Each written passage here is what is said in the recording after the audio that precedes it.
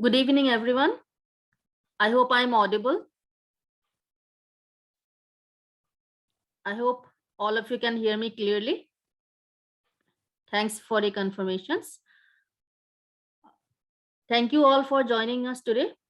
And I would also like to thank our special guest, Bhagyashree Sharma. Bhagyashree, thanks for taking out the time to talk to our students. Thank you so much, Bhagyashree. You are on mute. Can we do a quick audio check, Bhagyashree? Sure. I hope I'm audible. Yes, now you are. So Bhagyashree, thanks for joining us. Thank you, Arima. Hi, everyone. My name is Bhagyashree. I'm the market manager for Kaplan International Pathways, and we officially recruit students for Arizona State University. We are a proud partner of them since a very, very long time now. And I hope, thank you so much for joining us this late evening as well. I hope we had a good interaction going forward. Thank you so much. Thank you. So some of you who have joined just now, a little bit about Jamboree. So I see that quite a few of you are already Jamboree students, but some of you who are not Jamboree students, just very quickly. So we have been in this industry since 1993. We have been training students on exams such as GRE, GMAT, TOEFL, IELTS, and help them apply to universities. So we have relationships with quite a few universities. We have been sending students to universities all across the world, not just to the US, right? So all across the world, and we have been producing the best results both in terms of exam scores as well as university admits, and and we have been doing it like year on year every year. So if any of you, if you want more details about what are the top student scores or what are the top universities where our students have got admission, you can go to our website. Or else, if you want to schedule a demo session, if you want to see how we teach for the GRE or how we teach for the TOEFL or IELTS, any of the exams, if you want to book a demo session, you can leave your number in the chat. And some of you may also want to have a discussion with an admissions expert to know, for your profile, what are the chances of admission, what can you do to increase your chances of admission. So that is something that we call profile evaluation session. So if you want to book a profile evaluation session as well, please leave your number in the chat. I'll pause for a minute here to let you complete your typing, and then we'll proceed with the session. Yeah, by the way, don't worry about your numbers, because your messages will come only to me. So the chat is private, so other people will not see your numbers. So you can type your numbers in the chat. They're coming only to me.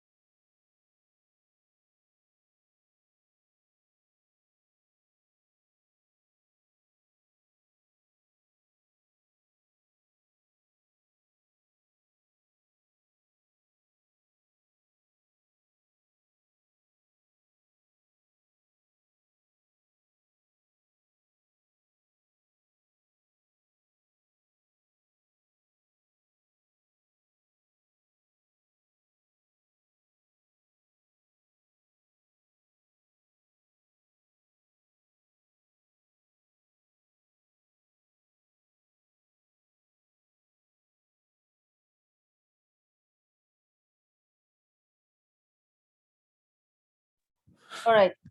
Some of you are still typing, so you can finish your typing. In the meantime, so let's first start with what are the admissions criteria. So we are talking primarily about the US universities, obviously. So what are the admissions criteria when you apply to universities?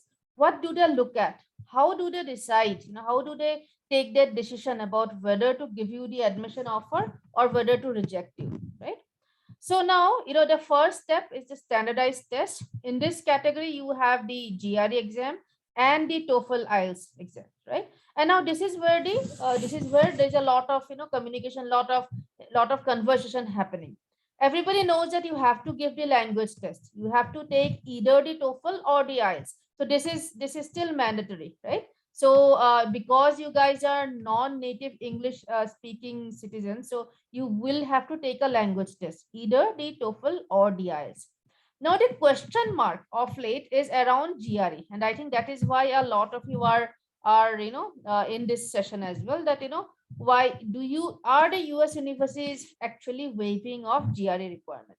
So the answer to the question is because of the COVID times, because of the COVID. So for the fall 2021 and the fall 2022, that means the sessions that started in August of 2021 and the session that will start in August of 2022. For these two sessions, some of the US universities have said that if you are not able to take the exam because of the COVID, if you are not able to take the GRE because of the COVID, then yes, you can apply without the GRE score also.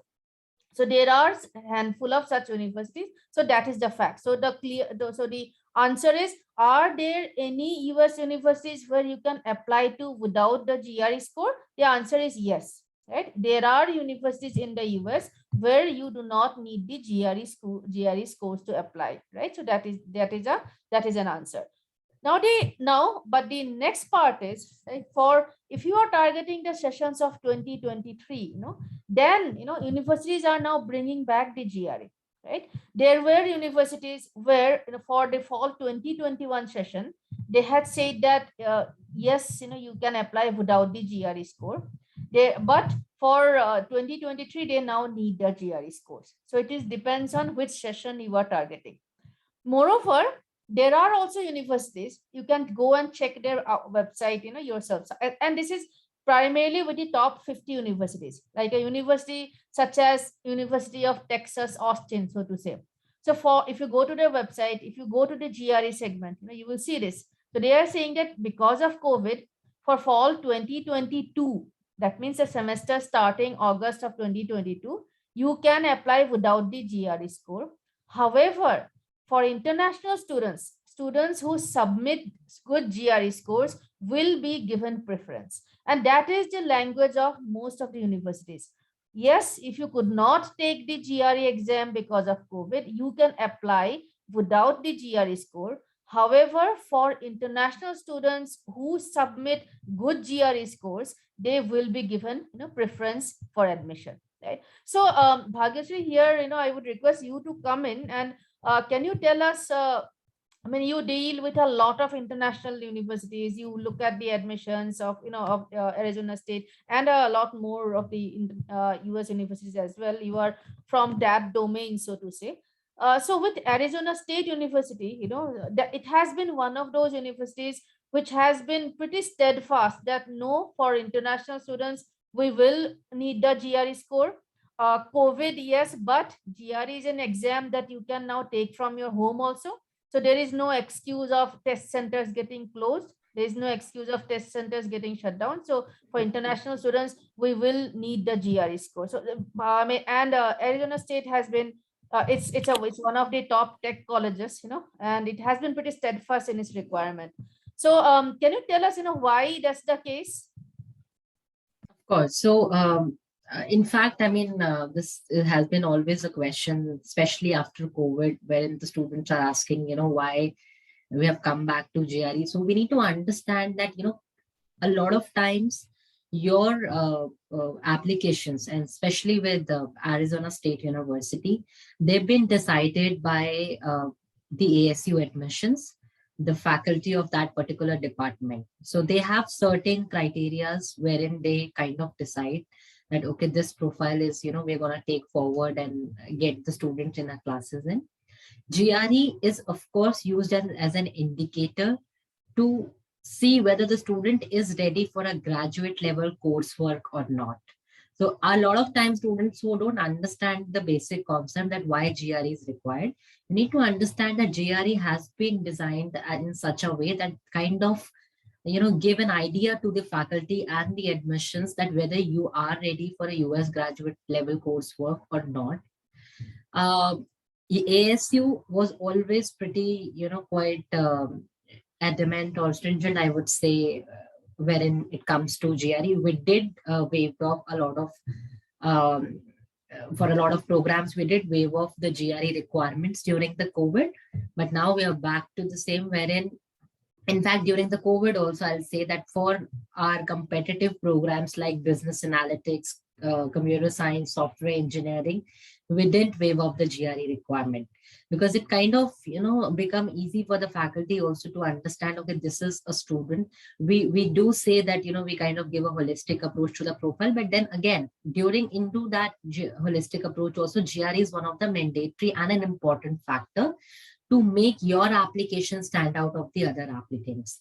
I will never say that this is the first and the kind of primary or a mandatory requirement where the first parameter, if you have like 320 GRE, then only we are going to see the application. No, it's not like that. It's not with the other universities also. It is definitely used as an indicator. Programs like computer science, business analytics, software engineering, these are very, very competitive programs in the US and in the entire nation. And GRE definitely makes the life easier for the faculty also to understand whether the student is ready for a graduate level coursework or not, because it's pretty vast, it's pretty detailed. It's very GRE kind of, gives them an idea how well the student is in their verbal skills, how well the student is in their quantitative skills, which is definitely required while you're studying in the US also. So that's why ASU always being very vocal about asking for the GRE. We did start accepting home-based tests also for the students during the COVID, but didn't work very well from the students because we found out a couple of cheating cases also, and that's when we kind of canceled their admission also. So we are very vocal about the same, that we do need GRE. We do not have certain minimum requirements, honestly. We will not say that, okay, we need 320, so if you have 320, then only we are going to accept the profile. No, it's not the case, but then GRE is required, again with no minimum score requirements. Yes, I mean, actually, I was talking to some other universities in the US also, and they told me something that I could relate to. They tell me that without the GRE score, when a student applies, so different countries have different academic systems. Some universities have marking, like a BTech degree a student can have a percentage mark also, can have a GPA also. So they said it's very difficult for us to compare academic records of students from different countries. So it's almost impossible to compare. But GRE, because it's a standardized score, so we know that a 300 is higher than 290, or we know that 310 is higher than a 305. So it helps us compare candidates from across the world. Therefore, for international students, especially international students, GRE actually plays that role also. That how do we finally compare the candidates, right? So it acts as a good comparison tool also, because if somebody says that in my bachelor's degree I have gotten 80%, that is not information enough for the university. There are questions like which board you were from, what was the topper's marks like. So it's not, you cannot compare a 80% directly with a 65%. You need to know which college the student is from. You need to know the grading scale of the college, and imagine this multiplied by the number of countries from where students apply to universities in the US. So I mean, that's one, I could relate to that point actually. So when the university committees, they said, okay, that's why we need, it's not, we don't use it as an elimination criteria usually. However, it helps us compare candidates. And in the absence of the GRE score, then we have to look at some other criteria, such as does the student have international publications? What are his published work? Then we end up paying, giving a lot more weightage to the research portfolio of the student. Are there international publications? Are there journal publications? So because that is then again becomes comparable, right? Everything else cannot be directly comparable. So yeah, so to everybody, those of you who want to know, so should I prepare for the GRE? Then the answer is that if you prepare and take the take the GRE exam, if you get a good score, use it to apply to universities. If you don't get a good score, then whichever university is saying that it is optional, then don't report the bad score to that university. You can go with that approach also.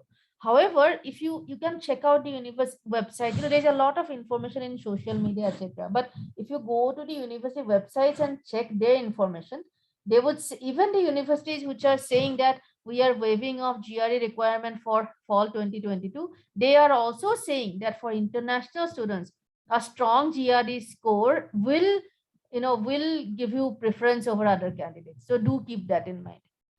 So Bhagesh, I have another question for you. Earlier, of course, there was, I mean, as a language test, students could take the TOEFL, the IELTS, the PTEA, in some universities. And nowadays, there are some students who are taking, they like the Duolingo test. So at Arizona State, is the Duolingo also accepted at par with the TOEFL, IELTS, and PTEA?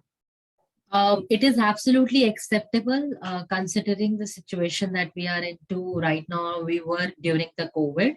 But there's definitely one fact that I would like to share, that the students who have taken Duolingo exam, they need to appear for another kind of test at the university just to determine the level of the courses that they would be placed into.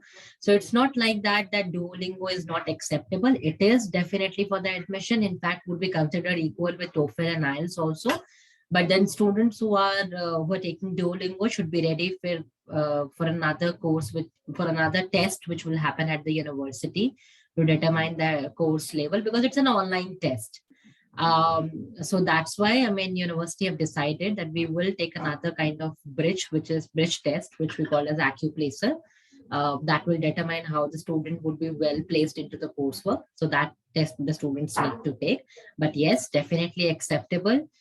In fact, a lot of other universities are considering them equal with TOEFL and IELTS also looking up to the current situation that we are into or we are moving forward to. Right.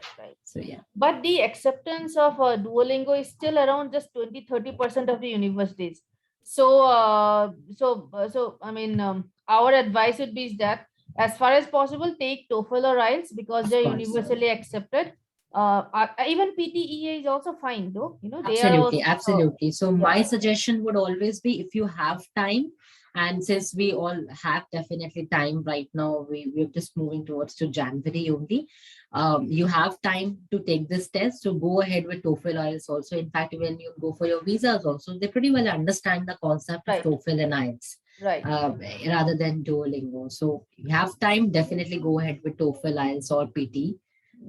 Duolingo acceptable, university won't mind it, but then just for your own, in case if you don't have time for any application, then only go ahead with the same. Actually, recently we had a case, and good that you brought it up.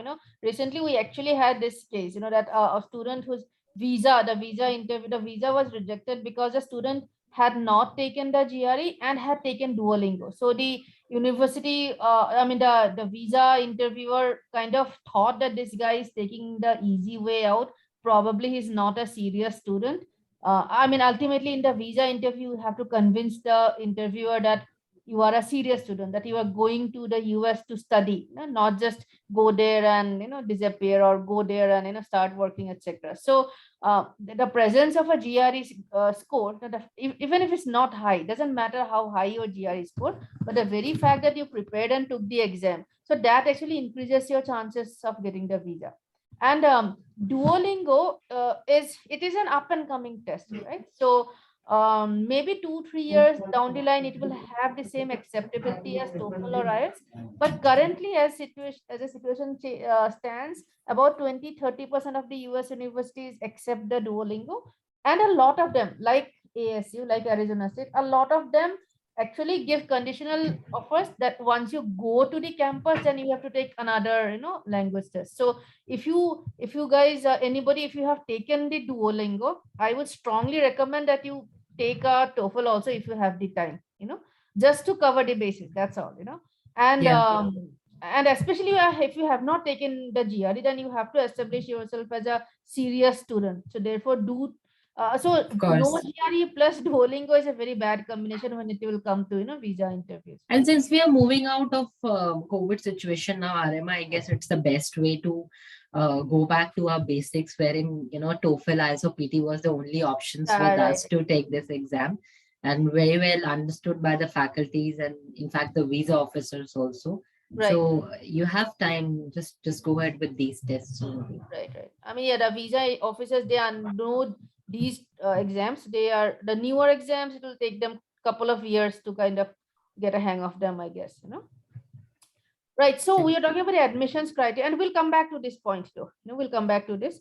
So standardized test is one of the admissions criteria, though not the most important criteria, but definitely one of the admissions criteria. Very important criteria because universities use the scores to compare students from various countries. That's extremely important. The second parameter that universities would look at is your academic record. That means your bachelor's degree marks, not your class 10, 10, 12 marks. That's not important. What you have done in your bachelor's degree, I mean, your 6 marks up till 6th semester or 7th semester, because you will not have all your marks when you apply, obviously. Now this the GRE score and the academic record. Now this is another thing that you can use the GRE score for. For some reason, if your academic record is not as good as you would have liked it to be, right? If you had backlogs, etc. So then it is highly recommended that you take the GRE exam even where it is not required. So if you get a high GRE score, you can use it to compensate for your poor academic record. I mean, ultimately, GRE exam is going to be the more recent one. So you can say that, yeah, 3 years ago, I got backlogs or, whatever. But now, look at my GRE score. So the GRE score can help you in that situation also.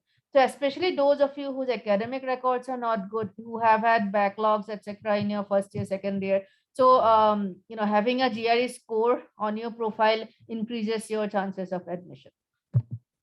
Next is that if you are going to, if you are looking at applying for MBA, MIM, and similar type of management master's courses, then your internships, work experience, etc. is important, right? It's not as much important if you're looking for like very highly academic degrees like PhD or MS. Work experience is definitely not required. But if you are thinking of applying for MBA, MIM kind of programs, then you should have some internships, etc.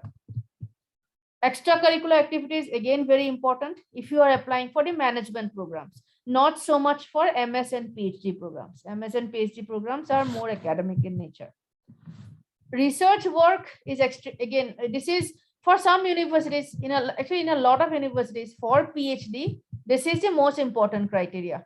Even if your GRE score is low, even if your academic record is not that stellar, but if you have patents or publications, etc., then definitely your profile is considered strong.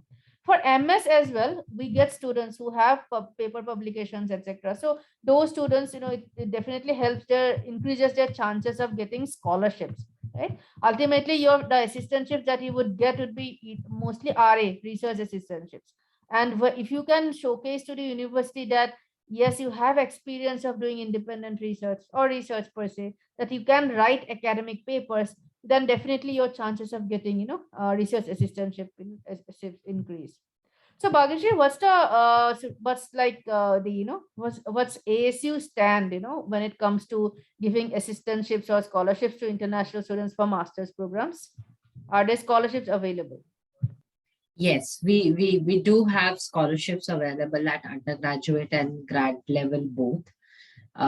Again, pretty holistic approach to the scholarships as well. No minimum requirements.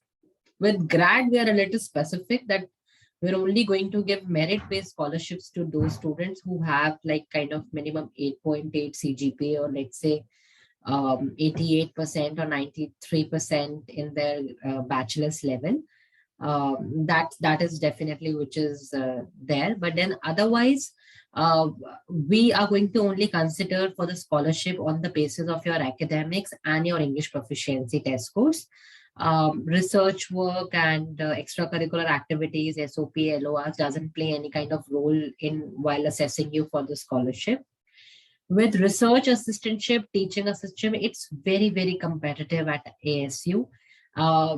you would be only able to apply from second semester, not in the first semester. And it makes sense to the faculty also.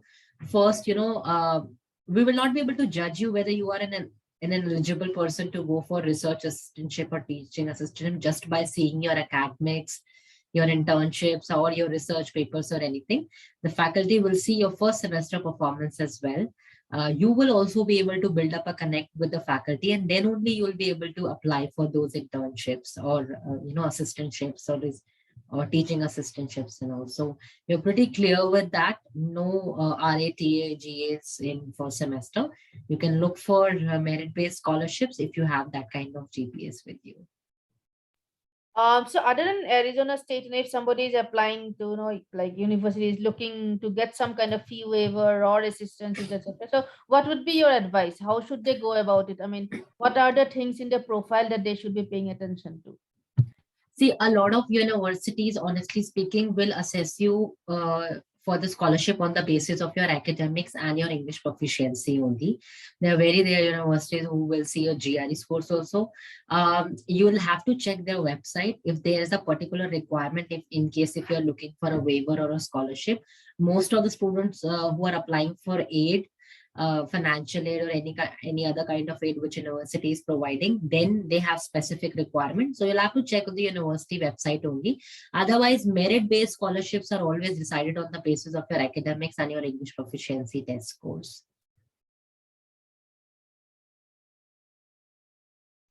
Right. And then when you get down to the actual application process, you will have to submit letters of recommendation. Some universities want one, some universities will need three. So 1 to 3 letters of recommendation, and these have to come from your, your project guides, your college professors, people who have known you professionally, so to say. You cannot take this from your family members or friends or relatives. These have to come from people who have known you either as students or as employees, right, professionally. Then essays or SOPs. SOP stands for statement of purpose. So when you apply to a university, you have to kind of convince them why they should take you, why you are a good fit, what research have you done on the university, why do you think you should go there. So this is a very personal document, and this is like your sales pitch document, right? You have to convince the university that you are a good fit. So do not make the mistake of spending only a couple of hours on the SOP. This is the most common mistake that students do. They wait till 2 days before the deadline and they start writing the SOP. So that's not a good idea. An SOP you have to do enough research on the university to end up writing a good SOP. So please start whichever university you want to apply to.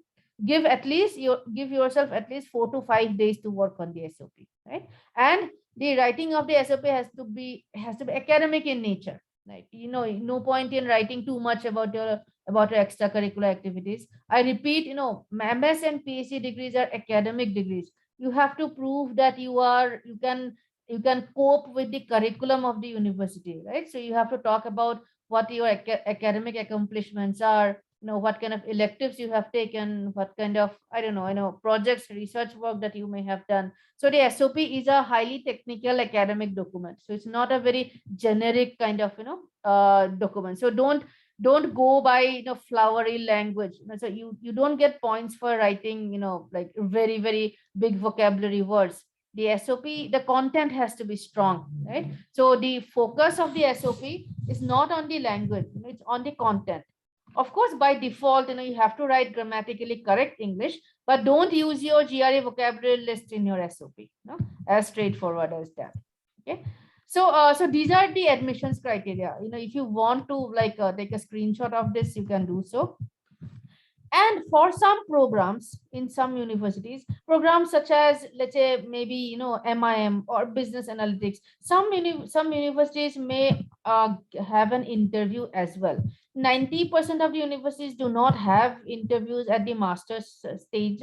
Some universities have at the PhD stage, and some universities have for these these kind of programs, right? So it depends on the university, obviously. And usually you get the interview call and you are given about 7 to 8 days time to prepare, right?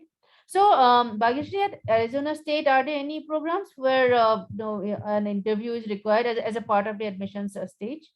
Not mandatory, Arima, would be only under WP Carey School of Business or Thunderbird School of Global Management. If they would require it, if they'll find any profile, but then it will be assessed after the profile assessment only. It's not a mandatory requirement. Right. And it's the next step anyway, right? Absolutely. It is not the Absolutely. first step, right? For Absolutely. MBAs, they usually take the interview, because they want to assess the comm skills, the communication skills. They want to see how articulate you are, but not at the master's and PhD And for Arizona State. Right? absolutely. And that is also after the application you have submitted, Oh, not, yeah. along with the application. Yes. After the application, and it's like a shortlisting thing. Some of them Absolutely. are shortlisted for the interviews. It's not that everybody has to go to the interviews. Absolutely correct. Yes. So in short, these are the admissions criteria.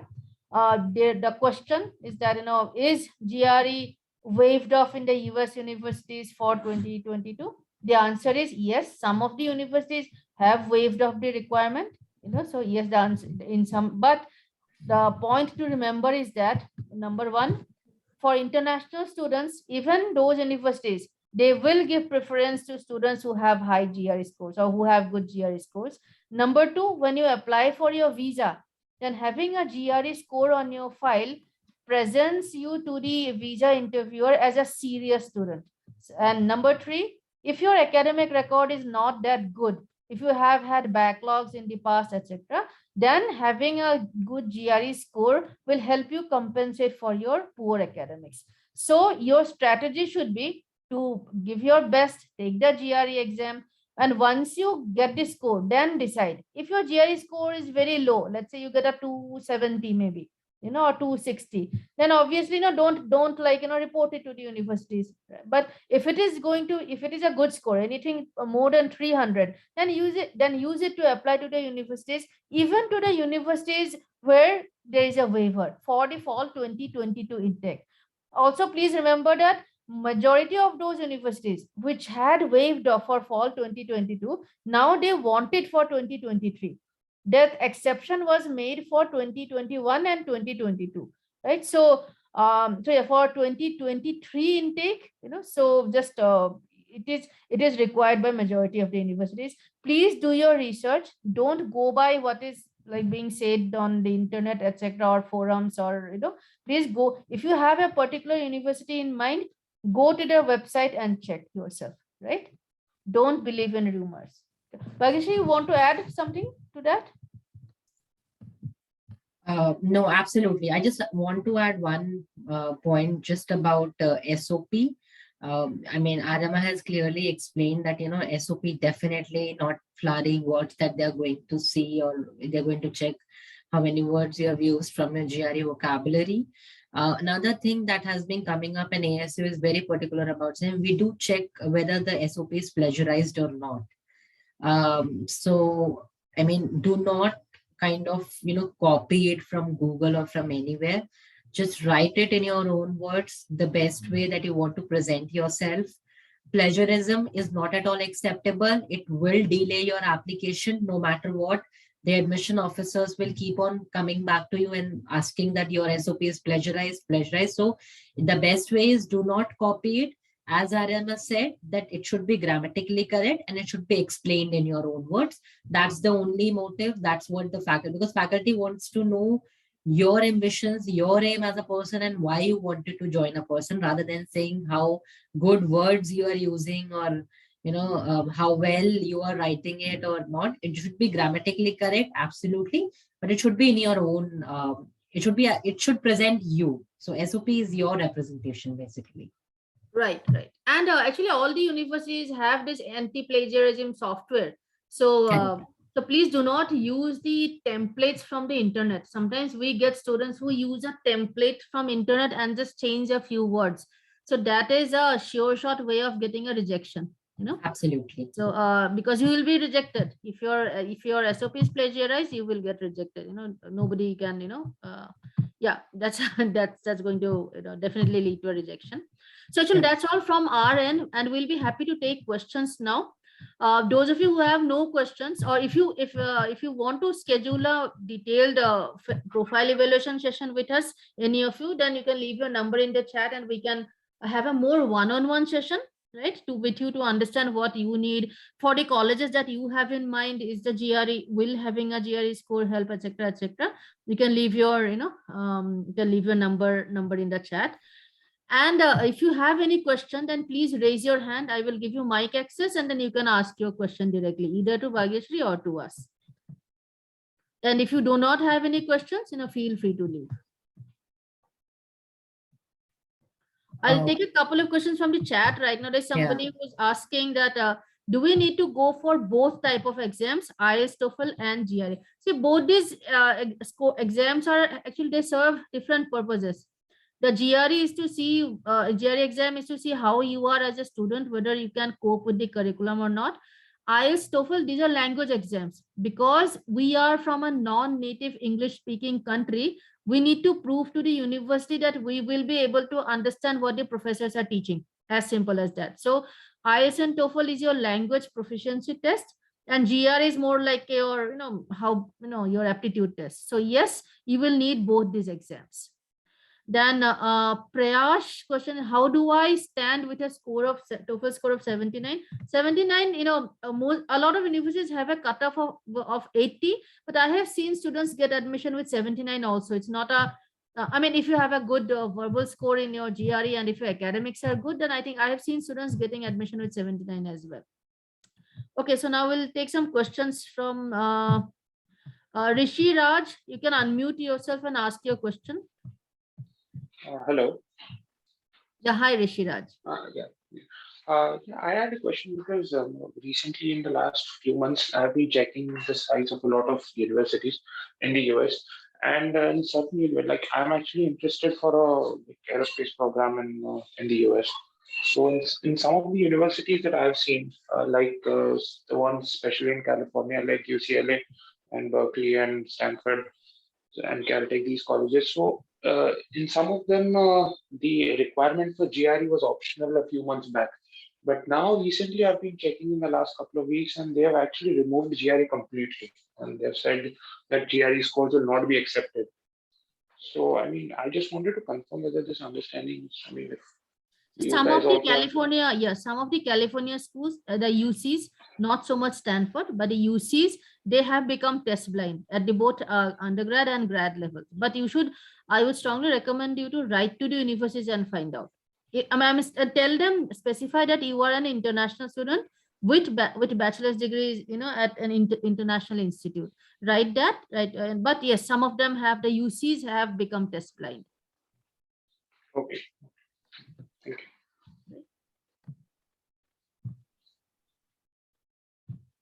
All right, Dikshit Chaudhary, what's your question? Not Dikshit Chaudhary, my bad. Teja Naga Vardhan, what's your question? You can unmute yourself. Teja Naga, you can unmute yourself and ask your question. What's your question? Okay, I think he got logged out. Dikshit Chaudhary, what's your question? Yes, ma'am. Myself, Dikshit Kumar. Yeah, hi, Dikshit. Yeah, I've completed my BTech in industrial engineering, and I'm looking for masters in industrial engineering or supply chain logistics or engineering management. In which country? In USA only, and for May intake. For May intake. Yes, there is no May intake. There is a fall intake and a spring intake. The spring summer intake is there, right? So in some universities. In some universities, yes. In a handful of universities, yes. Yeah. Yes. In some, so I want to apply for it. So can you tell me the universities and the requirement? I have given the Duolingo. I scored 120 in Duolingo. Okay, so I think we discussed Duolingo in detail. So the universities that you want to apply to, have you checked whether they accept Duolingo or not? Yes, they are. I think so. Sacred Heart University is there. I visited their website and they have May intake and they are accepting Duolingo, and GRE is also waived over there. Okay, and what about your? Can you like if your number is there, we'll call. We'd also like to see the rest of your profile in terms of your academics, research work, etc. Yes, that my will be- academic is little average. Right. So I mean, if you have left your number in the chat, then we'll contact you and then get your CV so that we'll be in a better position to give you some accurate information, right? Because you have a particular, very specific. May intake is not that common, so there's just a handful Okay. of universities, right? And one more question, ma'am. One more question. That suppose if I apply in May intake, there is a case. There is a ratio of case. There is a case of rejection in a visa process for May intake, right? It is possible. Visa rejection is possible for any intake. Okay, okay. It depends on your profile, right? Yeah.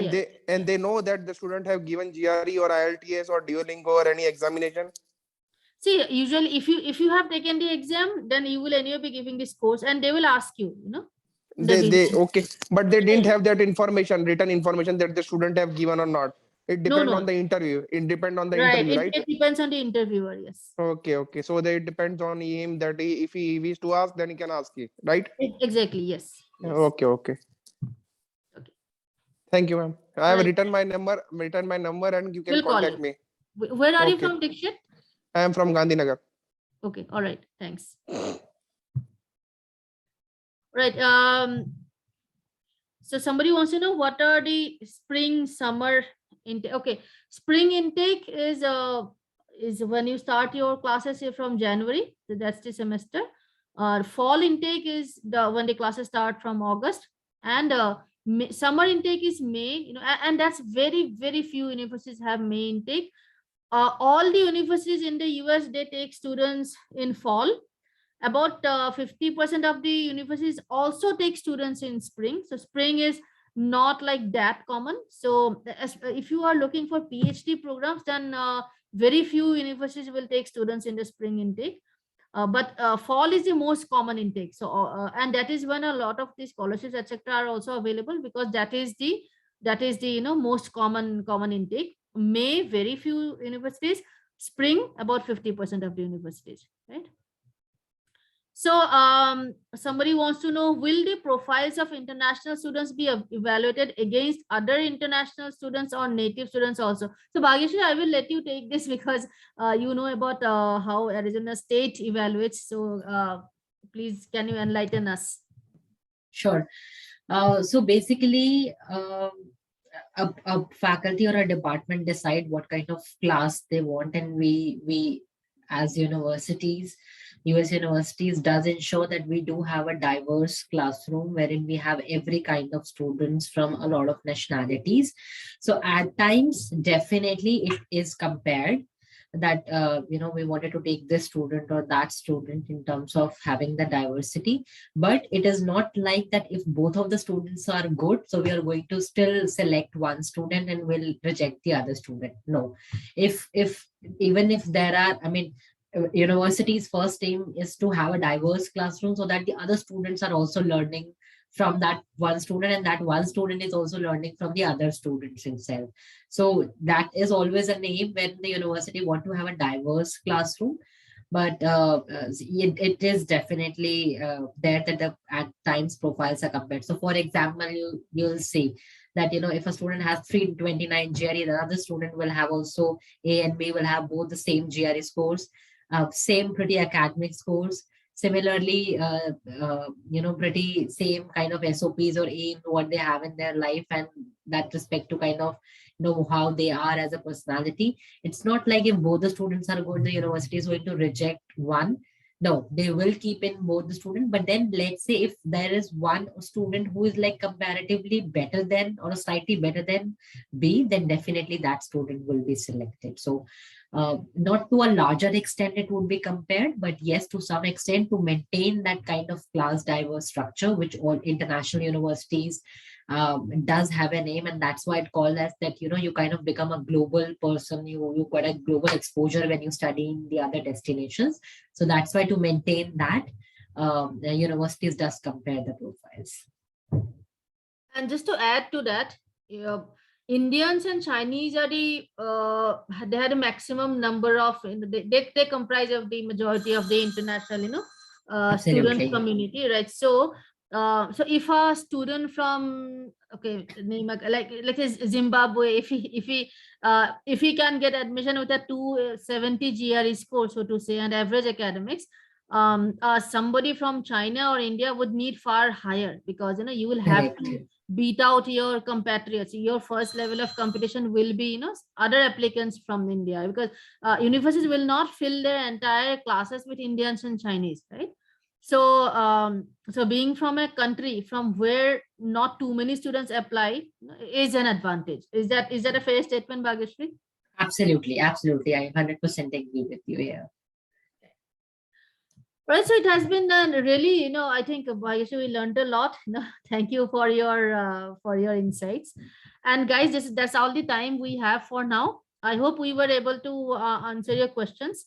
In case we weren't able to answer your questions, please leave your number in the chat. We will be really happy to speak one-on-one to you, right, with you. And I'm sure we were not able to answer all the questions. So do leave your numbers and we will reach out to you, right? And actually, all of you, I would like to wish all of you a Merry Christmas and a Happy New Year.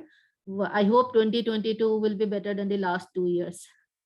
Thank you, Bhagyashree. Thanks for taking out the time.